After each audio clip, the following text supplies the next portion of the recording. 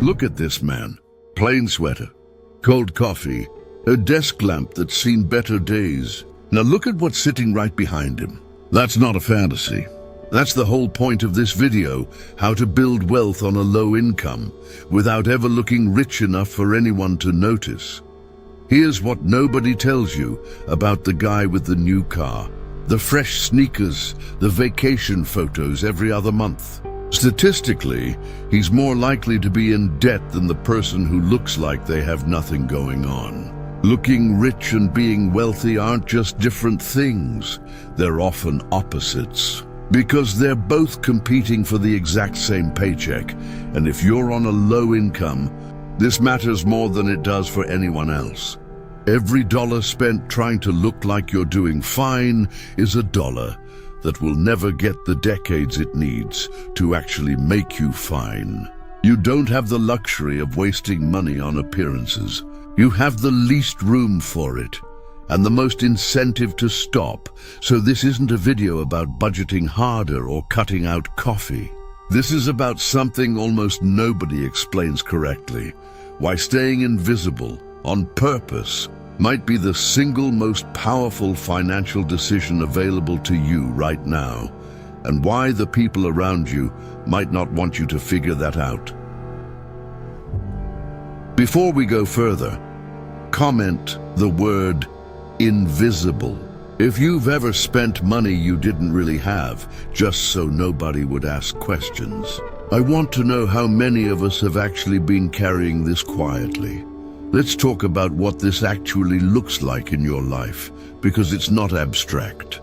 It's Tuesday, and a co-worker who makes roughly what you make just pulled into the parking lot in a car that costs more than your car and their rent combined. Nobody asks how they're affording it. Everyone just assumes they're doing better than you. It's Friday night, and your group chat picks a restaurant that's a little too expensive. And everyone orders drinks and you order water and tell yourself it's fine, while quietly doing math in your head that nobody else at the table seems to be doing.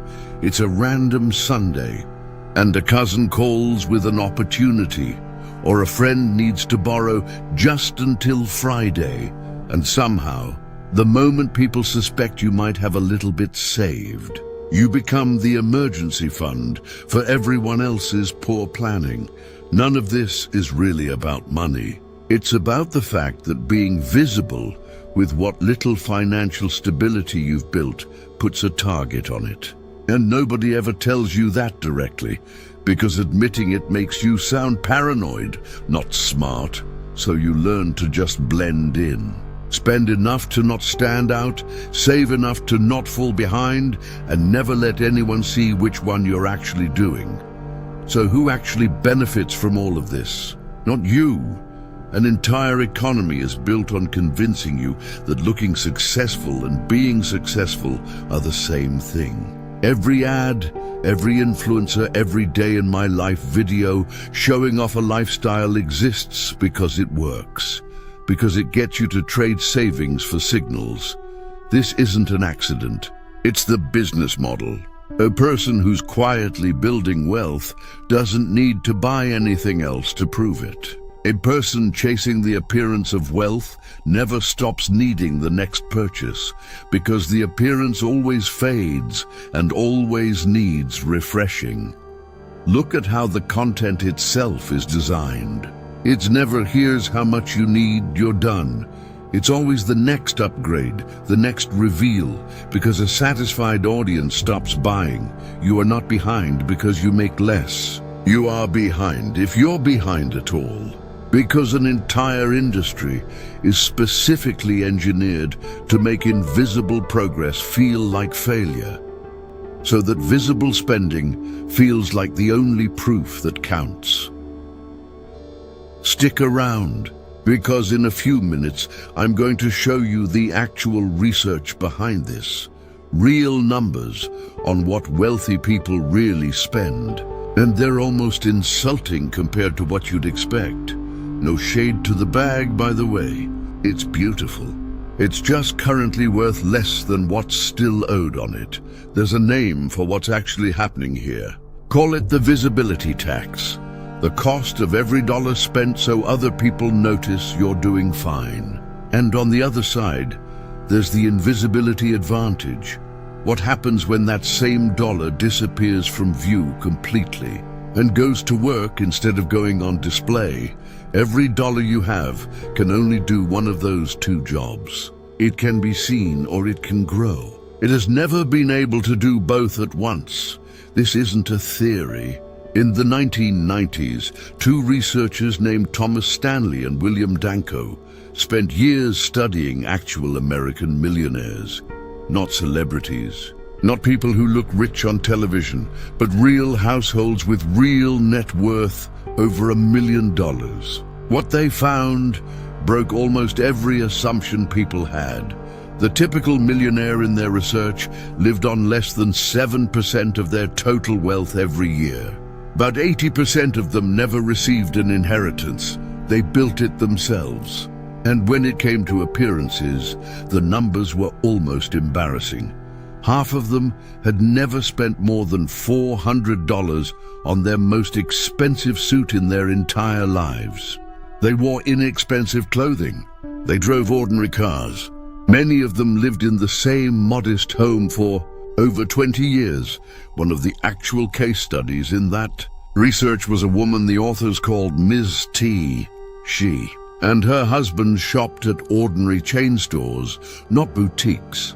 In 10 years, they'd bought exactly 2 cars, both Fords. Their home was valued around $275,000, solidly ordinary. Nothing that would turn heads on the street.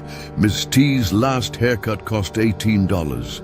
Nothing about her life was designed to impress anyone who saw it. That was never the goal. The money wasn't gone. It was just somewhere invisible, working, growing, completely unconcerned with what anyone driving past her house might assume about her. Meanwhile, the visible and the real were often telling two completely opposite stories. There are 3 specific moves hiding inside that research. 3 moves that quietly separate people who stay invisible and build real wealth from people who look successful and stay stuck. The third one is the one almost nobody actually does. Move 1, spend to be seen or spend to compound. Never both with the same dollar. Every purchase you make is doing one of exactly 2 jobs. It's either telling other people something about you, or it's quietly working for your future. And it can only ever do one of those at a time. A phone upgraded a year early is a signal. A phone kept for 3 years, while the difference goes into an index fund, is compounding. Neither one is morally better. But only one of them is still doing something for you 5 years from now. This shows up everywhere once you start looking for it. The gym membership you barely use but keep because canceling feels like admitting something. The subscription that shows up more in your stories than it shows up actually used. None of these purchases are wrong on their own.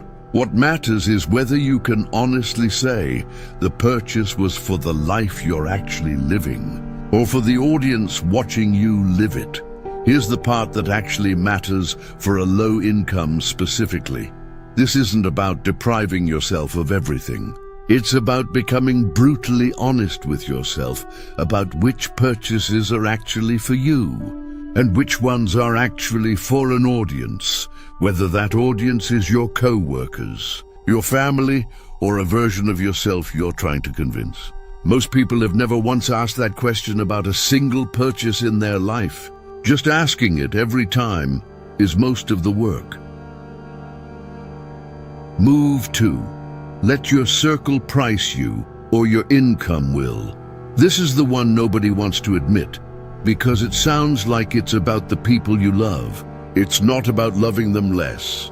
It's about being honest that your spending is being set quietly by whoever you spend the most time around, regardless of what your bank account actually says.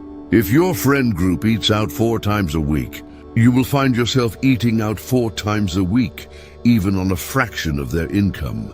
Because the alternative feels like admitting you don't belong. You don't have to give anyone up. You just have to stop letting a dinner table set your budget for you. That might mean suggesting the cheaper place sometimes. It might mean being the first person willing to say, "I'm skipping this one," without a 10-minute explanation attached. This is also where a low income gets falsely blamed for a problem that isn't really about income at all. Picture two people with the exact same salary. One of them works from home and rarely sees anyone. The other sits in an office next to 3 co-workers who eat out daily, drive newer cars, and mention a vacation in almost every conversation. Same paycheck, same starting point. But 6 months later, their spending won't look anything alike. The number on their paycheck never moved. The room they were sitting in did. Quick gut check. Comment it if this is you. Is there one specific person or group whose spending has quietly become your spending, even though your paycheck never asked to be involved? I know, move your money automatically isn't exactly cinematic advice. Nobody's making a movie about your Roth IRA. Move 3, and this is the one that does more work than the other 2 combined. Move the money before you can see it. Every plan to save more or spend less eventually runs into the same problem. You, in the moment, negotiating with yourself, and you usually lose. The fix isn't more willpower. It's removing the moment entirely. The instant income arrives before it ever sits in an account you can casually check. A fixed piece of it moves somewhere you don't see day to day. Savings, an investment account, anywhere that isn't your spending money. This does 2 things at once. It makes your visible number smaller, which quietly protects you from both the temptation to spend and the social pressure of anyone assuming you have more than you do. And it means the invisible number, the one actually building your future, grows completely on its own, without needing a single moment of discipline from you ever again. This is exactly what separates people who save when there's extra from people who actually build wealth on a low income. Because on a low income, there is rarely extra. There's only what gets moved before you have the chance to talk yourself out of it, and what doesn't. The account doesn't need your motivation. It only needs your signature once, on an automatic transfer that happens whether you're feeling disciplined that day or not. This is the one move that turns everything else in this video from a mindset into a mechanism. Now, some of you are thinking, isn't this just a nicer way of saying, be cheap and miserable forever? Fair question. Here's the honest answer. None of this asks you to never enjoy your money.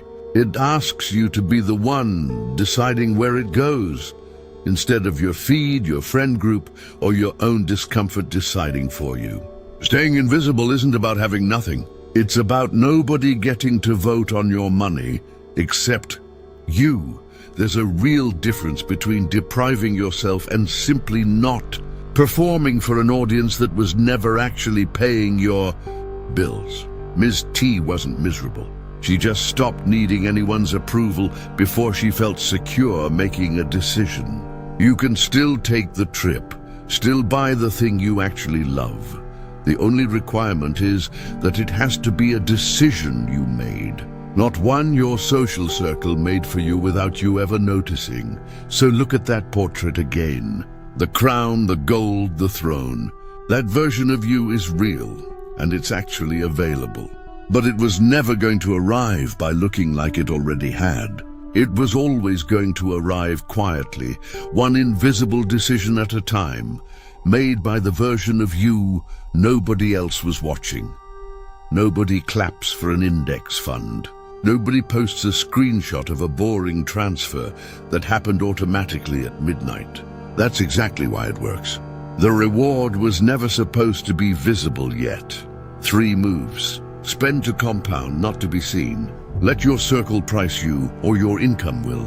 Move the money before you can see it. None of them are complicated. None of them are secret.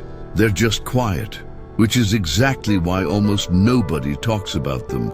None of them require you to earn more right now. All three are available to you today on exactly the income you already have. If you're ready to build the version of you nobody else gets to see yet, comment invisible below, and I'll see you in the next one, where I'll show you exactly where that first invisible dollar should go.